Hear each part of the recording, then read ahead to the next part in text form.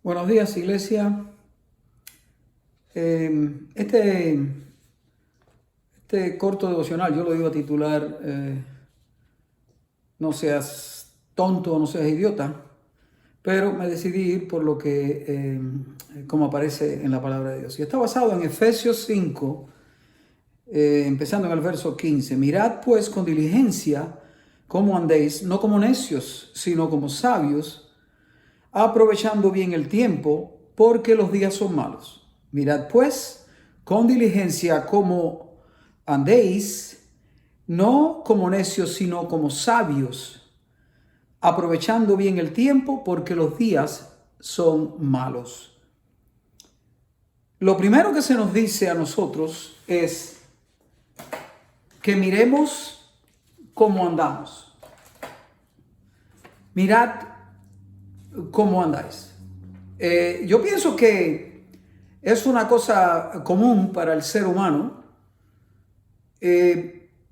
tener cuidado en la superficie que pisamos. Si no tenemos cuidado, podemos pisar una caca, podemos pisar un clavo. Tenemos que tener cuidado por donde andamos. Y creo que es una cosa en el mundo físico, en el mundo natural, es algo que realmente cada uno de nosotros practicamos inconscientemente. Pero en la vida espiritual se nos está diciendo, mirad pues con diligencia cómo andéis. O sea, no descuidadamente. O sea, que no andemos, que no caminemos descuidadamente. A veces cuando vamos a la playa y entramos, hay rocas y nosotros miramos con cuidado cómo andamos. Porque podemos pisar una roca, podemos dañarnos, podemos herirnos. Entonces lo primero que se nos dice es que miremos cómo andemos. Es tiempo de que la iglesia, en este mundo en que estamos viviendo, donde las cosas contrarias se están precipitando de una manera tremenda, los últimos tiempos ya están aquí, es que realmente miremos cómo estamos andando en este mundo. Es una pregunta que cada uno de nosotros tenemos que hacernos. Se nos dice también en este texto que no andemos como necios. No seamos necios. Un necio o un tonto o un idiota es una persona que realmente vive su vida como si no hubiera consecuencias por las cosas que hace. Por ejemplo, la Biblia nos dice que dijo el necio en su corazón, no hay Dios. Esa es una de las cosas más necias que se puede que un ser humano puede decir, porque Dios es, y yo diría que también ser necio es vivir como si no hubiera Dios, creernos de que realmente Dios no está ahí. Como creyentes y todo, sabemos que Dios existe, pero vivimos como si Él no estuviera mirando. Y otra necedad nuestra en los últimos tiempos, sobre todo, es inventarnos un Dios que realmente no existe. O sea, inventarnos leyes y cosas que realmente Dios no ha establecido y por lo tanto no son reales. Es un Dios que nosotros mismos nos hemos inventado. Así que la Biblia nos exhorta no solamente que miremos cómo andamos, dónde estamos pisando, qué es lo que estamos haciendo, cómo estamos viviendo nuestra vida, sino que nos exhorta que no seamos necios. Y lo otro que se nos dice es que seamos sabios. Seamos sabios. Si nosotros actuamos sabiamente, y la sabiduría no es la sabiduría nuestra propia inteligencia, sino la sabiduría que está en la palabra de Dios. El libro de Proverbios y el libro de Eclesiastés y aún en los Salmos se habla ampliamente de la sabiduría. Esta sabiduría es de Dios, no de los hombres. Entonces, también se nos dice es que aprovechemos bien el tiempo. Aprovecha bien el tiempo. Yo creo que en estos tiempos que estamos viviendo, los tiempos son tan malos, estamos tan cerca de los últimos tiempos, que realmente debemos aprovechar cada minuto. Cada minuto para predicar la palabra de Dios, cada minuto para obedecer lo que dice Dios en su palabra, cada minuto también para ministrarle a nuestra familia, para disfrutar con nuestra familia. Realmente cada minuto cuenta. A veces estamos tan ensimismados, tan metidos en nuestro trabajo y nuestro ministerio, que realmente a veces no tenemos tiempo para la familia, no tenemos tiempo para mucho. Entonces, yo pienso que un requerimiento fundamental que necesitamos para esto que se nos está exhortando a nosotros es fe. Pero no es el tipo de fe que nosotros nos estamos pensando. Dice la palabra que sin fe es imposible agradar a Dios. Pero esto es una combinación de dos palabras. Favor y esfuerzo. Favor y esfuerzo. Entonces vamos a ver lo que significa favor. Favor es el favor de Dios. A veces decimos, con el favor de Dios voy a hacer esto. Yo creo que debería ser al revés. Si nosotros estamos haciendo la voluntad de Dios, ya tenemos el favor de Dios. Si nosotros estamos obedeciendo a Dios en su palabra, ya tenemos el favor de Dios. Y hermano, déjame decirte, con el favor de Dios a nuestra parte nos ahorramos dolores de cabeza. Pero tantísimos dolores de cabeza. Teniendo el favor de Dios en nuestra parte, a veces estamos aplicando para un empleo y todas las otras gente que están compitiendo con nosotros para agarrar ese empleo tienen el degree y tienen más degree que un termómetro, más grados que un termómetro y tienen los diplomas y tienen la experiencia, pero Dios nos da favor con la persona que nos está entrevistando y ahí agarramos nosotros el empleo. Yo he visto la mano de Dios en mi vida, que sin tener demasiado, Dios me ha dado su favor. El favor de Dios nos acompaña donde quiera que vayamos nosotros, siempre y cuando nosotros estemos alineados con el favor de Dios. Ahora, lo que le voy a dar aquí es lo que viene, ¿no? ¿Cómo vamos a garantizar el favor de Dios? Sí, el favor de Dios es para todos sus hijos. Está a la disposición de todos sus hijos. Las bendiciones de Dios, en otro sentido, están ahí para todos sus hijos, pero solo los hijos obedientes la reciben. Los hijos obedientes tienen favor. Por ejemplo, nosotros podemos garantizar el favor de Dios a través del otro elemento de esta palabra fe, esfuerzo. La vida requiere un esfuerzo de nuestra parte, hermanos. Hay gente que, qué sé yo, que son muy espirituales y constantemente están citando la palabra de Dios y son peritos, son expertos en decirte la teoría de cómo obtener y mantener este favor de Dios, pero no se esfuerzan en la vida. Y nosotros podemos esforzarnos, le voy a dar un par de ejemplos, en nuestra comunión con Dios. Tenemos que hacer un esfuerzo real a diario en nosotros mantener esta comunión con Dios. ¿Cómo hacemos eso? Bueno, la oración, orando. Pero debo aclarar que hay gente que ora mucho, pero la mitad del tiempo se la pasan reprendiendo al diablo o se la pasan oyendo a otra persona orar, el que sea más elocuente del grupo. Tenemos que tener cuidado, hermanos, cada vez que nosotros nos reunimos en una reunión de oración o en una vigilia. Yo he estado en muchas, he dirigido muchas, pero realmente si no tenemos cuidado, van a terminar orando y hablando 2 o 3 personas, o nosotros que somos los pastores. Y hermano, yo te digo a ti que la palabra de Dios dice, Jesucristo nos dice, que orar es hablar con el Padre. Orar es hablar con Dios. No es oír a otra persona orar. Orar no es reprender al diablo.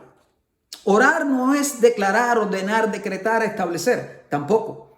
Para orar hay que hablar con Dios. Entonces nosotros podemos mantener esta comunión con Dios hablando con Él. La próxima vez que vayas a una reunión de oración o una vigilia, observa. Dile a Dios que te dé sabiduría para observar lo que está pasando. Y trata tú de romper el molde ese. Que todo el mundo se ponga a orar. Cuando yo dirigía las vigilias acá en la iglesia de nosotros, lo primero que hacíamos era nos reuníamos al frente, orábamos, distribuíamos los motivos de oración que teníamos y cada cual se buscaba un lugar en el templo donde arrodillarse a orar y hablar con Dios. Y por allá nos pasábamos 1 hora, 2 horas, cada uno individualmente, pero conectados a través de las peticiones comunes de oración por las cuales estábamos orando. Y después al final sí, alguien iba y resumía y después cerrábamos. Pero hermano, cuídense de eso. Sobre todo los pastores, los que dirigen los tiempos de oración. Si no nos cuidamos, se convierte en una competencia a ver quién es más elocuente orando. La otra cosa es el estudio de la Biblia. Producto del sistema que tenemos hoy día en las iglesias, no se le da mucha importancia al estudio de la Biblia. Hermano, hay que estudiar la palabra de Dios.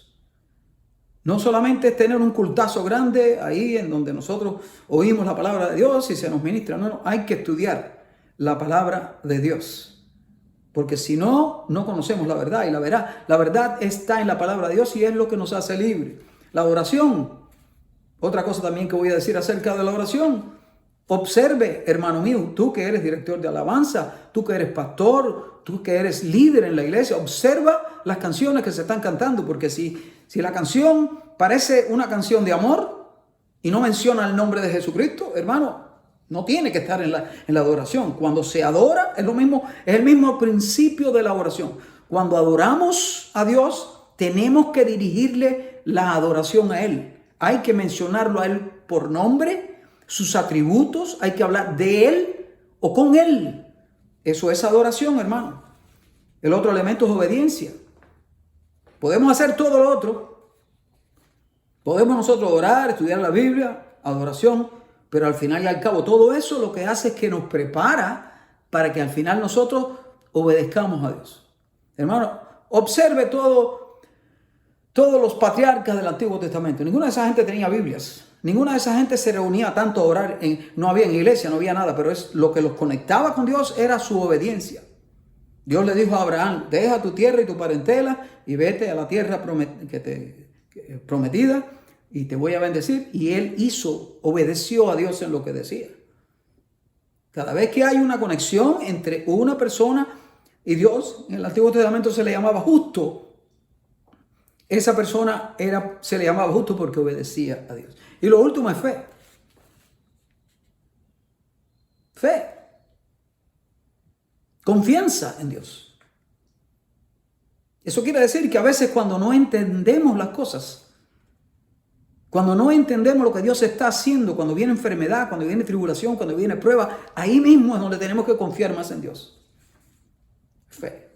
Así que esforcémonos en mantener nuestra comunión con Dios. Estoy seguro que se pueden enumerar más cosas. Esforcémonos también en abrazar la verdad a toda costa. Hermano, hay mucha mentira por ahí en la iglesia. Pero si no se puede encontrar en la palabra de Dios, hay muchas prácticas, hay muchas falsas doctrinas que suenan bonitas a nuestra comezón de oír. Pero si no está en la palabra, como dice Pablo, si es otro evangelio, aunque venga un ángel predicándolo, deséchalo, que sea anatema. Tenemos que aferrarnos a la verdad. Jesucristo oró por nosotros, su iglesia, en Getsemaní y dijo, santifícalos en tu verdad. Tu palabra es verdad. La palabra de Dios, la Biblia es verdad. También debemos esforzarnos en la obra que Dios nos ha asignado. Cualquiera que sea. Algunas personas están en ministerio, otras personas tienen un empleo, otras personas están en el proceso de estudiar y de superarse. Todo eso son obras, procesos en la vida, por el que estamos pasando y que Dios nos ha dado, que Dios nos ha asignado. Dice Deuteronomio 28, del 2 al 6, y vendrán sobre ti todas estas bendiciones y te alcanzarán si oyeres la voz de Jehová tu Dios. Oye, mi iglesia, dice, bendito serás tú en la ciudad, bendito tú en el campo, bendito el fruto de tu vientre y el fruto de tu tierra, el fruto de tus bestias, las crías de tus vacas y los rebaños de tus ovejas. Bendita serás tu canasta y tu arteza de amasar. Bendito serás en tu entrar y bendito en tu salir. Todo esto apunta al fruto de mi esfuerzo. Hay mucha gente en la iglesia que quiere ser bendecido en su empleo, en su trabajo, pero no salen a buscar trabajo. O cuando lo encuentran, se están escondiendo del jefe. O no van a trabajar o llegan tarde al trabajo. Dios dice que va a bendecir el fruto de tu trabajo. Muchas veces nosotros estamos mirando la vida de cómo Dios bendijo a Abraham.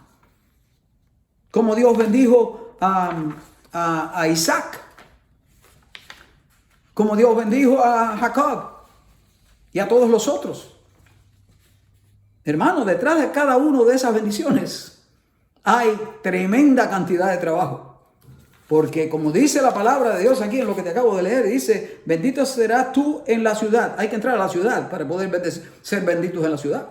Bendito serás en el campo. Hay que ir al campo para ser bendecidos en el campo. El fruto de tu vientre. Tiene que haber relaciones entre un hombre y una mujer para que haya fruto. ¿Qué más dice? El fruto de tu tierra. El fruto de tu tierra quiere decir, hay que cultivar la tierra. Alguien tiene que sembrar. Alguien tiene que cosechar. El fruto de tus bestias. Alguien tiene que echarle agua a las bestias. Alguien tiene que llevarles a que coman. El fruto de las crías de tus vacas, los rebaños de tus ovejas. Todo eso es trabajo. No es sentarse en una esquina y decir, aún, y ahí cayó la bendición del cielo. A ninguno de estos patriarcas, de estos santos en el Antiguo Testamento, Dios les mandó una cantidad de dinero cayendo del cielo. Y a veces estamos pensando nosotros en esos términos de magia. Ministerio. Hay que forzarse, hay que abrir la iglesia, hay que limpiar la iglesia. Hay que tener un sistema en la iglesia de salir a ministrar. Hay que tener un sistema en la iglesia para ir a invitar personas para que vengan a la iglesia, para que la iglesia crezca. Todo eso es trabajo. Estudio.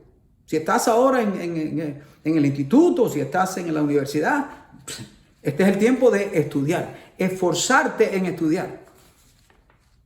Hay gente que está orando mucho, y dice, el Señor me va a dar que yo pueda sacar 100 puntos en el examen, pero no estudien.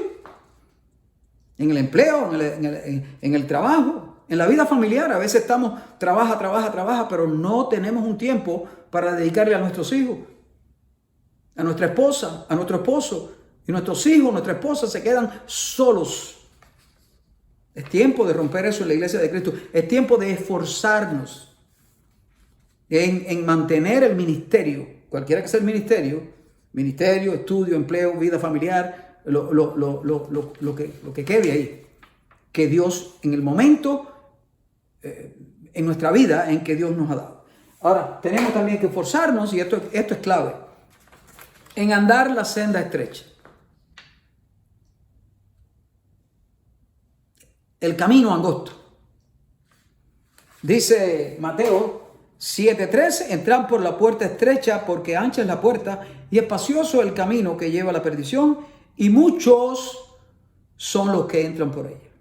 O sea que ancha es la puerta y espacioso el camino que lleva a la perdición, o sea, a la muerte, y muchos son los que entran por ella. Ahora, la contraparte de eso dice, porque estrecha es la puerta y angosto el camino que lleva a la vida, y pocos son los que lo hallan. Ahí realmente tú puedes ver que los muchos entran por la puerta ancha y se quedan en el camino espacioso. Pero los que entran por la puerta estrecha y andan por el camino angosto que lleva a la vida son pocos. Y dice, pocos son los que la hallan. Pocos son los que la hallan. O sea, si no estamos haciendo nada, hermano, ya estamos en la senda ancha y en el camino espacioso que lleva a la perdición. Porque aquellos que entran por la puerta estrecha y andan en el camino angosto, dice que la hallan. Si no la estamos buscando, no estamos en el camino angosto. O sea, déjame darte unos principios aquí. ¿Cómo sabemos si estamos en el camino angosto? Bueno, déjame decirte, estamos en el camino angosto si ese camino no le agrada a nuestra carne, sino a nuestro espíritu. Ya lo puedes saber ahí. Aquellos que son espirituales, oigan lo que estoy diciendo. Si lo que estamos haciendo no le agrada a nuestra carne, sino al espíritu, estamos en la senda, en el camino angosto. Estamos en el camino angosto si en ese camino no vemos mucha gente andando por él. ¿Por qué? Porque dice que pocos son los que la hallan. O sea, lo que sea más popular, inmediatamente comienza a sospechar. Si es muy popular, si todo el mundo quiere ir por ahí, sospecha, cristiano. Sospecha. Usa tu intuición espiritual porque casi seguro eso es el camino, la senda ancha que lleva a la perdición. Estamos en el camino angosto si ese camino nos lleva a más santidad. Sin santidad, nadie verá a Dios. Y al final del camino, del camino angosto, está Dios. O sea, si lo que vamos a hacer o lo que dejamos de hacer no nos lleva a más santidad, hay grandes posibilidades de que ese no es el camino angosto que lleva la vida. Bueno, eso es todo que le estoy dando, pero ¿cómo se hace todo eso? Bueno, para el cristiano es fácil, para la gente del mundo no, pero dice Juan 14:16, y yo rogaré al Padre y os dará otro consolador, para que esté con vosotros para siempre, el Espíritu de verdad, el cual el mundo no puede recibir, porque no le ve ni le conoce, pero vosotros le conocéis, porque mora con vosotros y estará en vosotros. Te voy a dar 5 maneras en las que el Espíritu nos ayuda. 5 maneras en las que el Espíritu Santo nos ayuda. El Espíritu nos ayuda en nuestra debilidad. A veces nos sentimos débiles. A veces se nos acaban las fuerzas. A veces nos queremos dar por vencidos. En ese momento, ahí está el Espíritu para ayudarnos en nuestra debilidad. Pablo decía, todo lo puedo en Cristo que me fortalece. Todo lo puedo en Cristo que me fortalece. Realmente, Cristo nos fortalece, pero no te olvides que tú eres el que puede. Tú eres quien te esfuerza para poder. Pero ahí, este esfuerzo no viene solamente de ti. Tienes la ayuda del Espíritu Santo ayudándote a esforzar. ¿Dónde está eso? En Romanos 8:26. Y de igual manera el Espíritu nos ayuda en nuestra debilidad. El Espíritu Santo también nos ayuda a orar. Dice, pues ¿qué hemos de pedir como conviene? Y no lo sabemos. Pero el Espíritu mismo intercede por nosotros con gemidos indecibles. Muchas veces nosotros no sabemos qué pedir, pero tenemos el Espíritu Santo orando a través de nosotros y entonces oramos de acuerdo a la voluntad de Dios. La Biblia dice, pedid y no recibid porque no oráis de acuerdo a la voluntad de Dios. Si pedimos de acuerdo a la voluntad de Dios, recibiremos. Tenemos que alinearnos con la voluntad de Dios. Ok, el Espíritu nos ayuda también enseñándonos o recordándonos. Dice más el Consolador, el Espíritu Santo, a quien el Padre enviará en mi nombre, Él os enseñará todas las cosas y os recordará todo lo que yo os he dicho. En aquel momento dice, os recordará todo lo que yo os he dicho. Ahora nosotros lo que Jesucristo dijo, lo tenemos escrito en la Biblia. Nosotros Si queremos que el Espíritu Santo nos enseñe el significado, la interpretación correcta y nos recuerde lo que está en la Biblia, tenemos primero que leer la Biblia. Hay demasiado creyente que no lee la Biblia. Solamente se entera lo que dice la Biblia el domingo nada más. No sé, el Espíritu también nos ayuda guiándonos a toda verdad. Aquí que dice en Juan 16:13, pero cuando venga el Espíritu de verdad, Él os guiará a toda verdad. Hermano, el Espíritu Santo es el Espíritu de verdad. El Espíritu escribió la Biblia. Nada que el Espíritu supuestamente te revele a ti o a un profeta o a un apóstol o a un maestro puede contradecir lo que el Espíritu escribió en la Biblia. Cuando alguien venga con una palabra, tengo palabra de Dios para ti y te la dé, si contradice lo que dice la palabra de Dios, no fue el Espíritu que habló, fue otro Espíritu, pero no el Espíritu Santo de Dios. El Espíritu Santo nos ayuda convenciéndonos. ¿Sabe eso? Que el Espíritu nos convence. Dice, y cuando Él venga, convencerá al mundo de pecado, de justicia y de juicio. Juan 16:8. De pecado, de justicia. Muchas veces nosotros estamos cerquita de una tentación. Porque la tentación del diablo no es nada más que una oferta. Él dice, mira, ¿qué tal si haces esto? Como le ofreció al Señor, le dijo, di estas piedras, si tienes hambre, di estas piedras que se conviertan en pan. Si quieres todos los reinos de este mundo, apóstrate delante de mí, adórame. Pero solo es una propuesta. Hay un momento en que nosotros consideramos si esa propuesta es divina o es diabólica. Todo el mundo tiene ese tiempo. Nos viene el diablo y nos dice, bueno, ¿qué tal si cometes fornicación o adulterio? Bueno, tenemos un momento de reflexión. En ese momento el Espíritu Santo está presente dentro de nosotros, convenciéndonos. Diciéndonos, no. Eso es pecado. Convenciéndonos de pecado, de justicia, de juicio. El pecado, después viene la justicia de Dios y después viene el juicio. Está el Espíritu ahí. Pero si acaso después en nuestra testarudez nosotros pecamos, el Espíritu Santo viene después y nos dice, arrepiéntete, confiesa ese pecado, arrepiéntete y no lo hagas más. Esa es la interacción nuestra con el Espíritu Santo. Así que mi oración es que nosotros miremos por dónde andemos, que no seamos necios, sino que andemos como sabios, que nosotros aprovechemos bien el tiempo y que garanticemos el favor de Dios a través de nuestro esfuerzo. Los dejo con cuando empezamos, Efesios 5:15. Mirad pues con diligencia cómo andéis, no como necios, sino como sabios, aprovechando bien el tiempo porque los días son malos. Que Dios me los bendiga abundantemente.